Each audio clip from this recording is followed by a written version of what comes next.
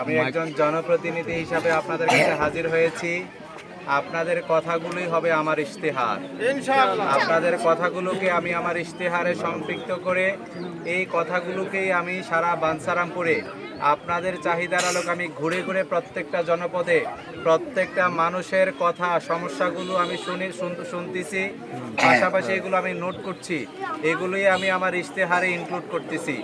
আপনাদের এখানে যে সমস্যাগুলো ইতিপূর্বে আমাকে বলা হয়েছে যে এই রাস্তার যে সমস্যাটা আছে সেটা সমাধান করার জন্য আমি ঘোষণা দিয়েছি ইতিমধ্যে যে আমি অগ্রাধিকার ভিত্তিতে আগামী 12 তারিখ আপনারা যদি আমাকে বিজয় লাভ করান, আমাকে যদি দাঁড়িপাল্লা প্রতীকে ভোট দিয়ে জয়যুক্ত করেন, আমি অগ্রাধিকার ভিত্তিতে এই রাস্তাটুকুকে আমি পাকা করে দেব ইনশাআল্লাহ। আরেকটি বিষয় যেটা আমাদের না বললেই নয়, আমাদের যে ফেরিঘাটের বিষ্ণন্দী করিকান্দির যেই ব্রিজ আছে মেঘনার ওপরে, এই ব্রিজটুকু আমি অগ্রাধিকার ভিত্তিতে আমি ইতিমধ্যেই ঘোষণা দিয়েছি। আমি যদি নির্বাচিত হই, এই ব্রিজটুকু হবে আমার প্রথম কাজ যেটা আমি সম্পন্ন করতে চাই।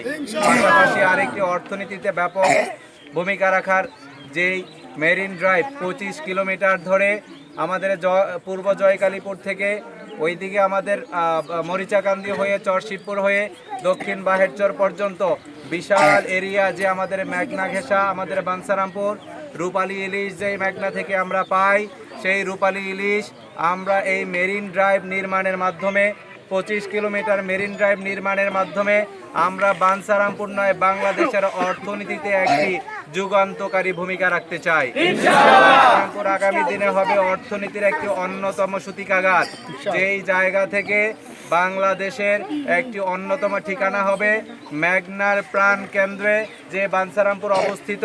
সেই বাঞ্ছারামপুরকে আমরা একটি অর্থনীতির প্রাণকেন্দ্র বানাতে চাই। আপনারা জানেন আমাদের নদীমাতৃক দেশ, আমাদের চতুর্দিকে নদী ঘেঁষা, আমাদের এই বাঞ্ছারামপুরে তিতাস নদী, এই বাঞ্ছারামপুরের 3 দিক দিয়ে আমাদের মেঘনা নদী। আমরা এই মেঘনা নদীর বিশাল সুমিষ্ট পানিকে আমরা বাংলাদেশের অর্থনীতিতে আমরা এটা ব্যবহার করতে চাই। মেঘনার এই পানিকে আমরা প্রপার ইউটিলাইজ করে আধুনিক বিশ্বে পানির যে স্বল্পতা আছে সেটাকে আমরা ঘাটতি পূরণ করতে চাই।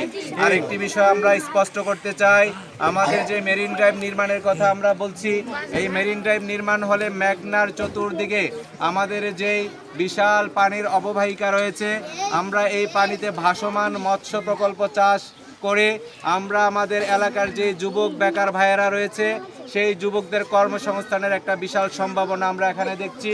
সেই সম্ভাবনাকে আমরা সর্বোচ্চ প্রায়োরিটির বেসিসে আমরা এটাকে কাজে লাগাতে চাই। পাশাপাশি আমাদের প্রত্যেকটা গ্রামে নদী ঘেঁষা, আমাদের ম্যাক্সিমাম খালগুলো অলরেডি আমাদের মৃতপ্রায়। আমরা এই খালগুলোকে স্বাভাবিক পানি প্রবাহ নিশ্চিত করতে চাই।